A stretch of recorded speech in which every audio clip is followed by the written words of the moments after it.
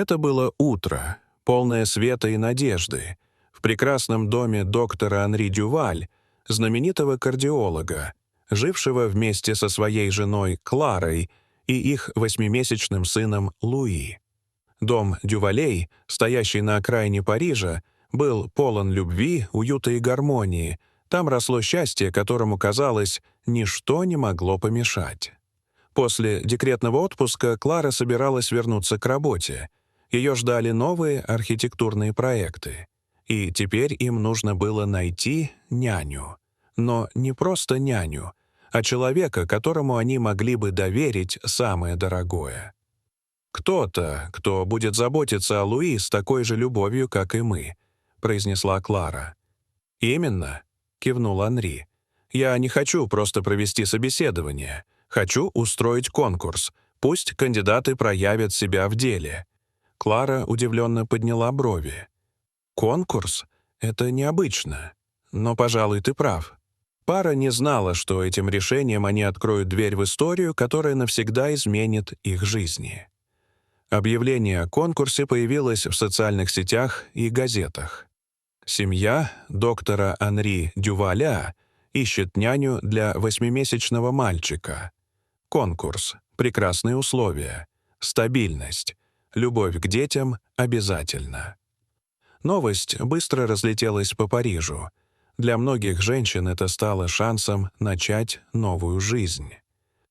В другом конце города, в скромной квартире на окраине, жила Жюли Мартен, 28-летняя мать-одиночка.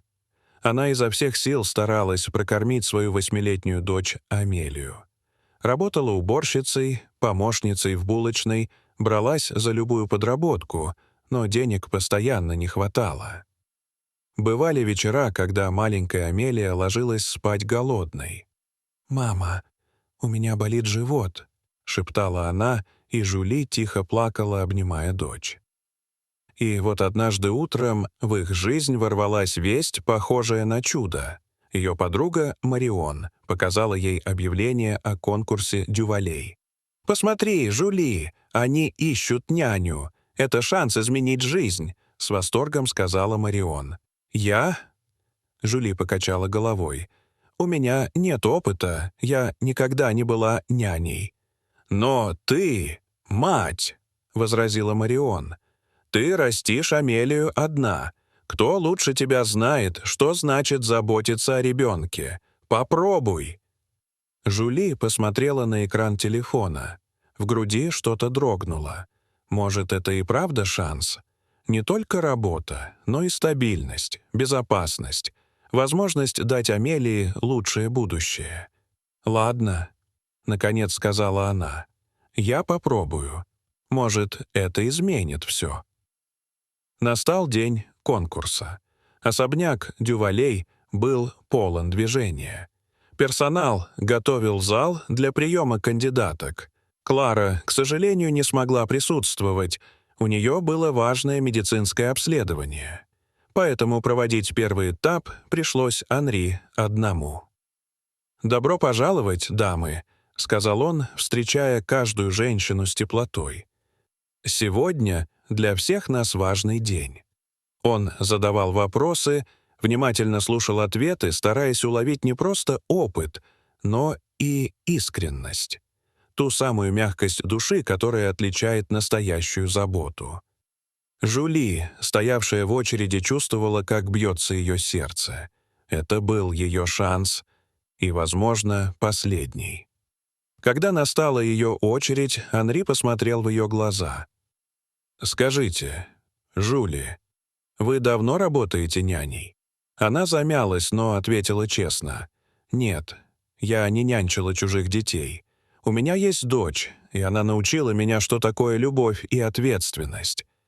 Я просто знаю, как быть мамой». Анри улыбнулся. В ее голосе было что-то особенное, чистота и искренность, которые нельзя сыграть.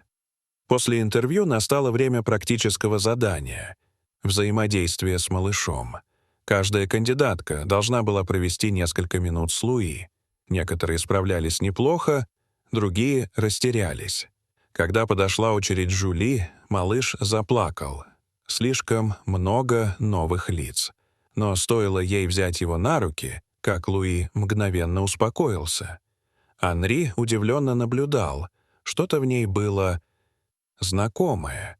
И вдруг его взгляд упал на ее шею.